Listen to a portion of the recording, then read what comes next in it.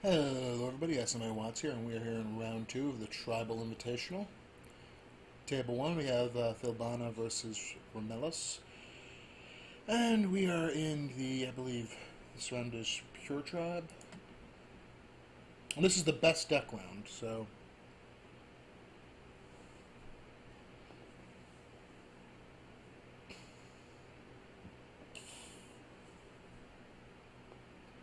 Yep, it looks like we have Elves versus the deck Remelios played almost every time.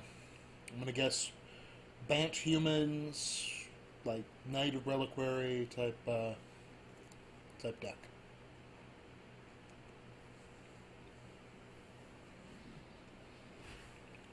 Turn 2 Timberwatch.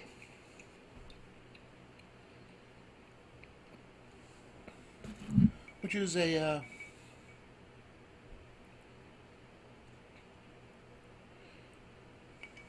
powerful play. Let's see what... Yeah, obviously Bant.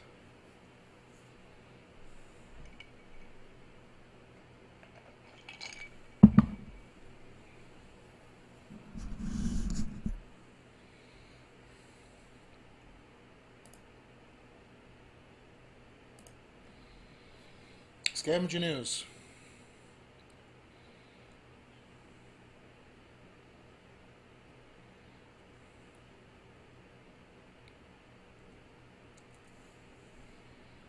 So the real question is what is Philbana's win plan with his elves?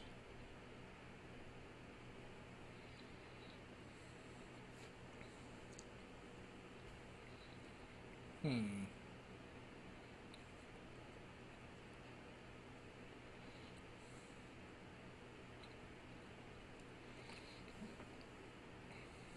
Oh, Cascade and Shardless Agent. Into a Swords, wow.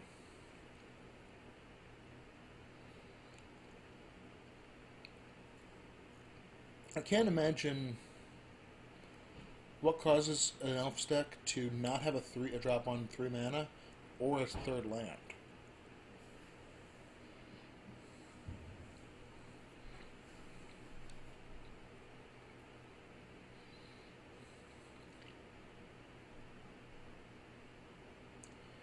Magistrate. Well, I think I know what his plan is now.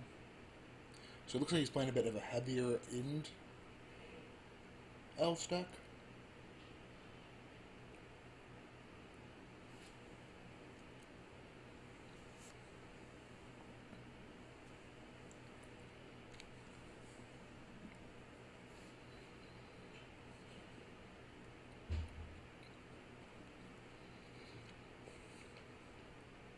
Remelios bashed in for 5. Oh, and another Swords. That's not good for the Elves deck.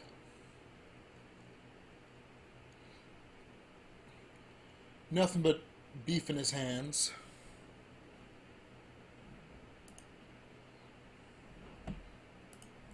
Alright, let's go ahead and bounce over to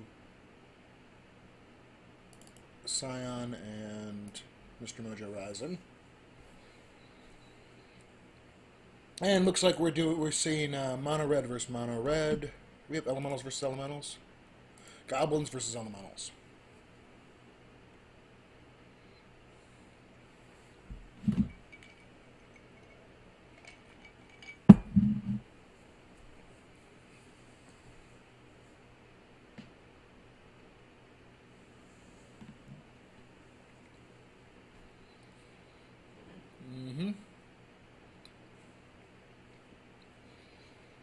This is sort of a pure mathematical race.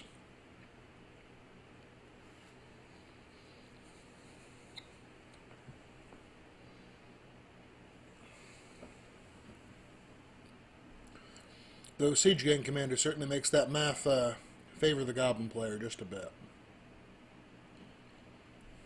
I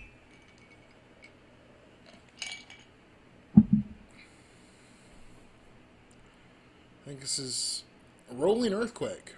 Well, that'll do it.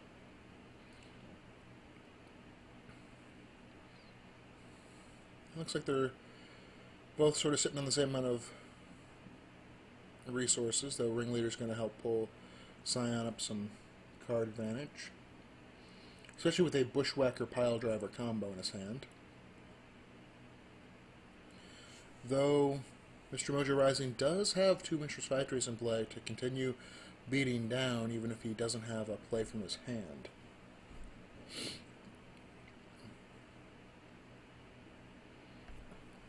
And I believe he also has a Hellspark Elemental. Yes, he does, in his graveyard. So, is Hell's Thunder, is it the one that also has buyback? Unearth of 5, so.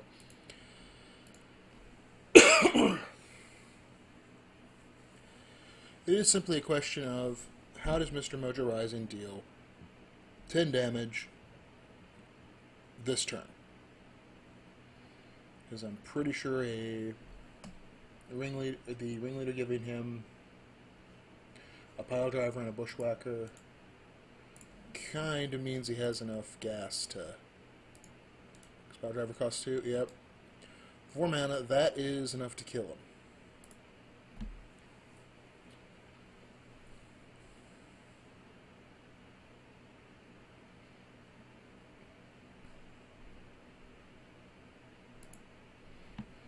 Though I suppose if he has a answer for the Piledriver, he's not quite dead. Piledriver will attack quite a bit, though. Alright, going on the defensive. Can't say that I blame him.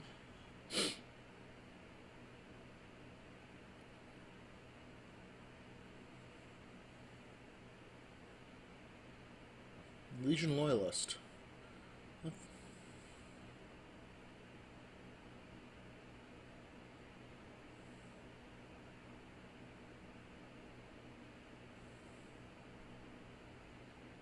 I think you wanted 1 more mana to do this.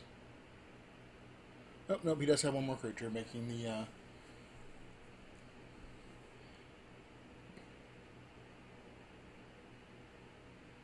Bushwhacker the...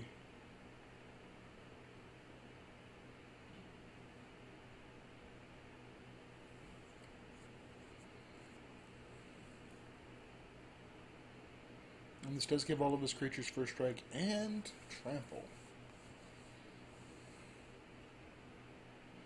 But he's not in and of it. Oh wait, no, it is in and of itself a lethal attack. And he will have to throw both of his Mishra's Factories away to survive this attack. While Scion will lose none of his creatures. Having the extra and the Piledriver on reserve is probably not going to come up, actually.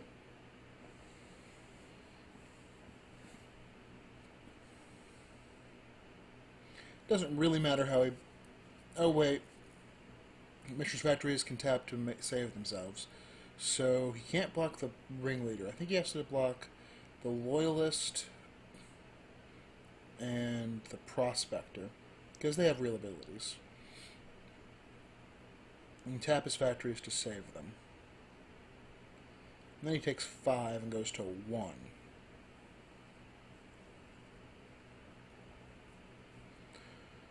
Which is never a great place to be against any deck that has mountains.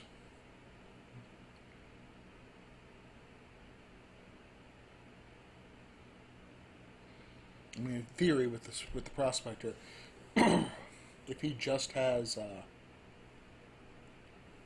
Lightning Bolt or any burn spell in his hand, he can sack the two goblins that get blocked and hurl the burn spell at him in the game there. This should be an endgame scenario for Scion.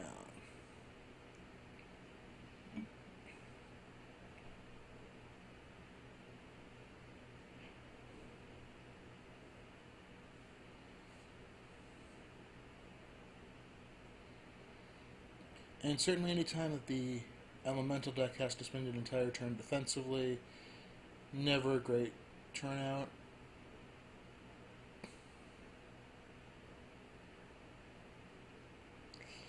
Not necessarily would have chosen to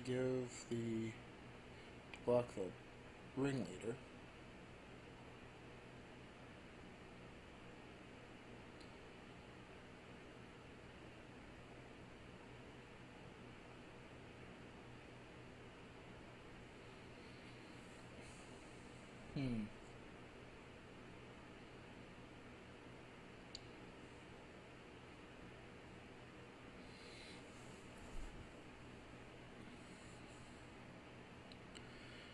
Because that's going to cause the factory to die. Still declining blockers, though.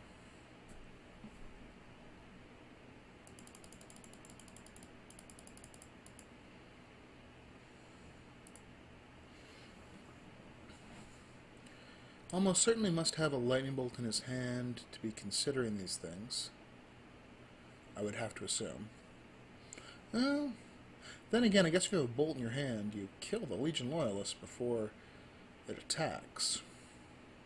Right? I mean, if you have a way of dealing with it. I guess if you have an Incinerate in your hand, or a Searing Spear type card, it's going to require you tapping the factory to...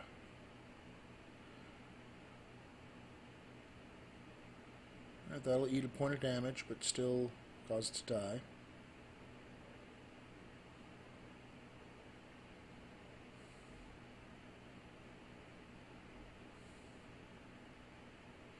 Alright, so he wants the ringleader dead, but he's willing to leave the prospector around.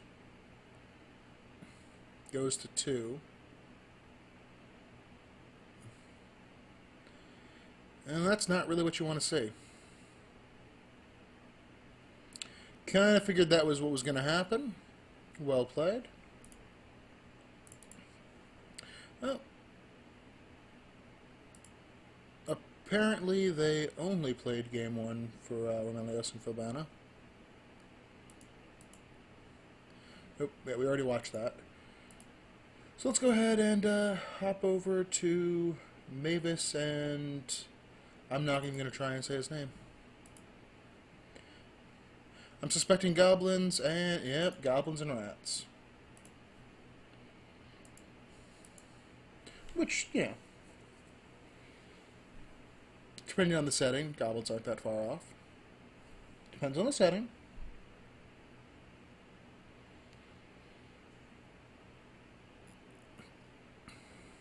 Though the 8-rack style deck, not traditionally amazing against a burn deck.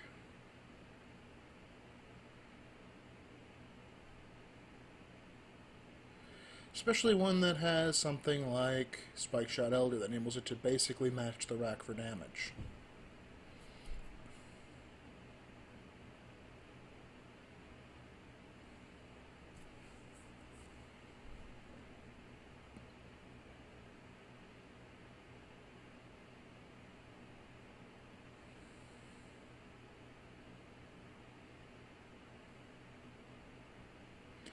Now, I'm pretty sure if he activates Crypt Rats in response,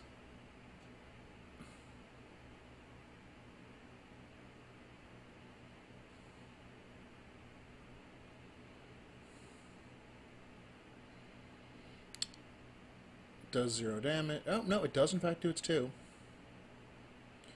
So now he just needs to pull 2 burn spells from somewhere. Don't know how many he's running. A retraced Raven's Crime.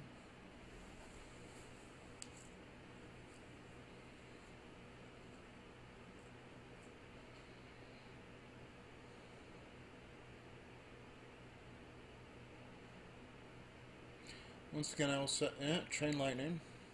I do not feel this is a favorable matchup for the Swamp player.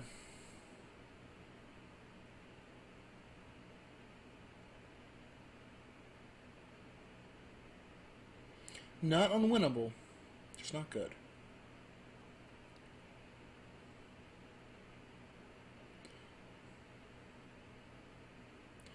I have a feeling that is going to be a Goblin Grenade, probably.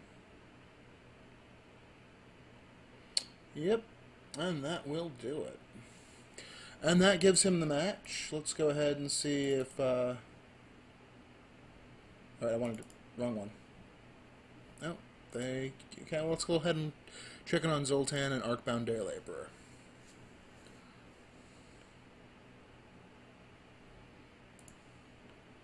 Looks like we have fairies versus Kithkin. Zoltan seems to be sticking to a relatively tight theme. Not that I can necessarily blame him.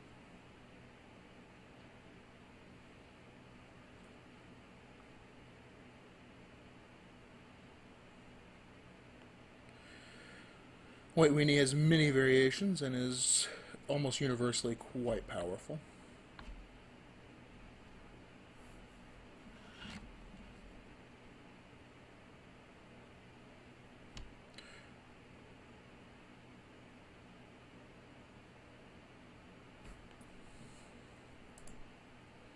What set is that from?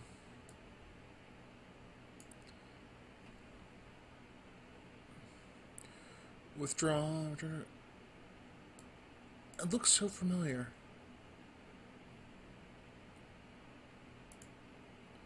Preview panel. Yes. That is just before I stopped playing originally. So, Stalwart does not run into a Spell Spreader Sprite.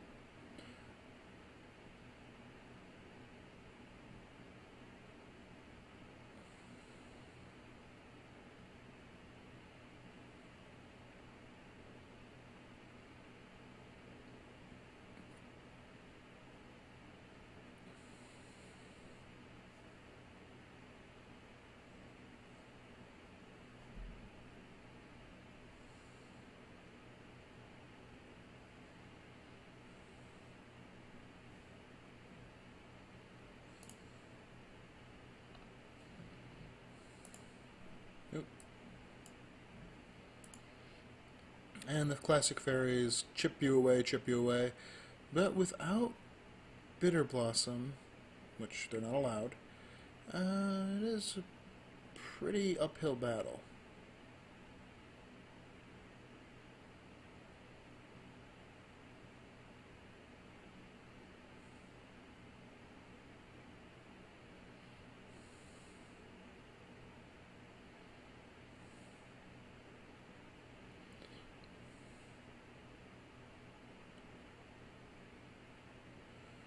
Alright, Zoltan choosing not to play out the Zen, though interestingly also chose not to play Mistbind during upkeep.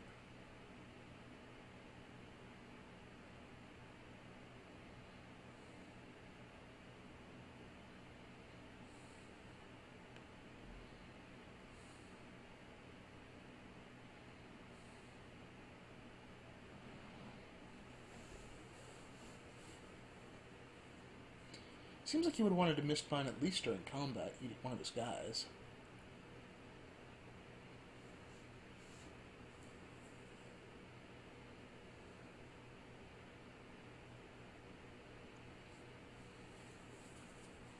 I mean, that would have changed... Yeah, that would have actually changed the race math drastically there. He'd be at 12, facing down 3 a turn, while dealing 4, basically having his opponent on a 2-turn clock. Instead, his opponent is on, they're both on a 2-turn clock.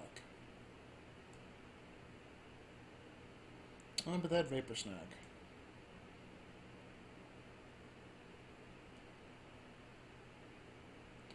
That Vapor Snag was probably back-breaking enough.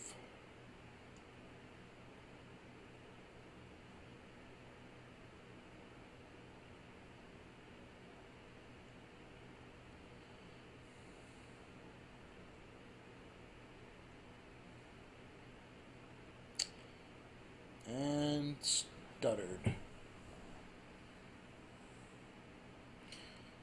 So this game looks to be all over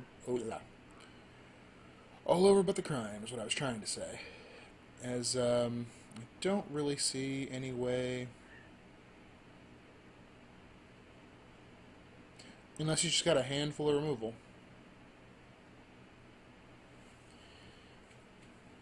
Oh, into 2 counter. Yeah, that's...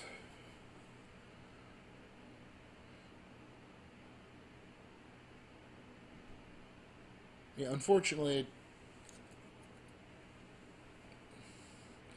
he can use that to also counter the knight. It's a much better play if the only spell in the stack is your opponent's spell.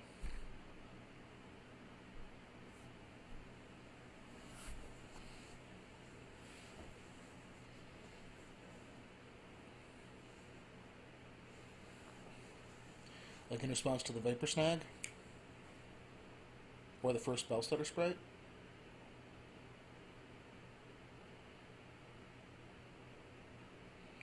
Six in the air. Let's see if he plays the 2/2. Yeah, that guy. He's going to gain... Oh, wait, he doesn't have a lifelinker. Never mind. He's just sort of out of it. Spectral Possession, though, runs into the last card in his hand being Counterspell for the game. And that is going to be good enough for Fairies to take the game, it looks like. Turn the Conclave into a 2/1 flyer and swing over.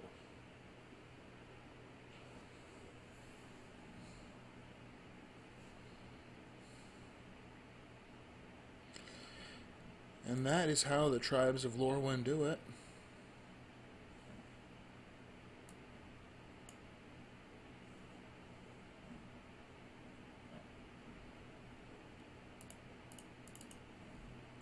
Let's go ahead and pop back over to Mr. Mojo Rising and Scion of Justice. I assume that Mr. Mojo then won game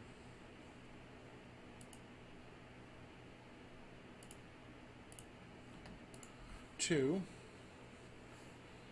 And looks like they are going into game 3 with an Urgborg. Wait, are they playing the same?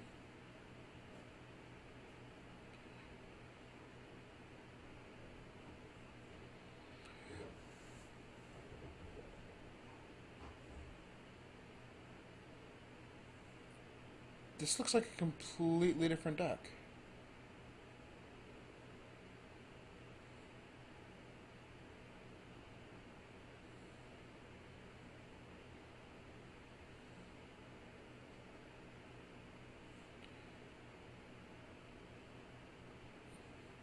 I believe this is actually not their match. I think the match is already over and they are playing a game for fun, which... Let's go ahead and see if... So that's going to do it for this round then. Thank you for watching. I hope you enjoyed, and hope you join me for round 3.